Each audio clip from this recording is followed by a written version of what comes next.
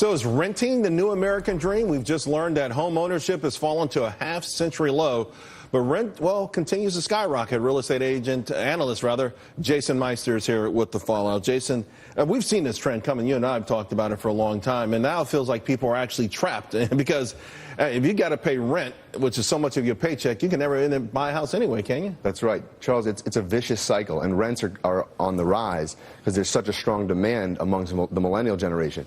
We looked at that home ownership rate drop, but among the 18 to 34-year-olds, it dropped even more severely. They're moving out of their parents' basements, finally. I know we talked a lot about that. But they're going into the rental market. They don't have enough to save for that down payment, and they're not entering the housing market. I think it really has a lot to do with the overall health of our economy. We have flat wage growth. We've talked about that. We have a labor participation rate that's the lowest level in 40 years. We have a GDP that's been flat for over 10 years, the worst stretch since the end of World War II.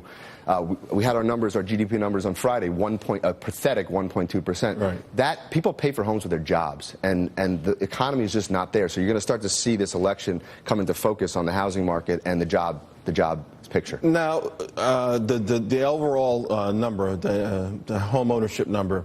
It's interesting because I hear some politicians saying, that's an example of a weak economy, but those same politicians would also argue that not everyone should own a home, right? That's a great point, Charles.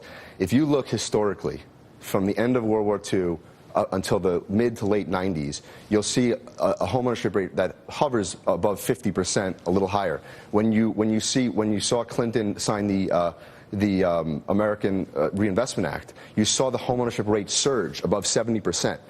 To every single person that had a pulse. You can't have a homeownership rate like that. I think the homeownership rate is going to still continue to drop, and I think it does need to drop to stabilize the market.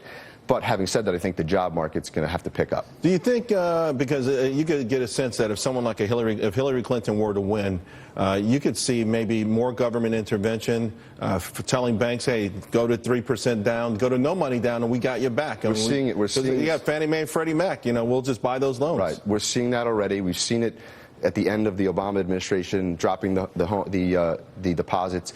But what I'm afraid of is the same policies that failed us, that brought us into the 2008 housing crisis, to just continue to repeat those, to me, is insane.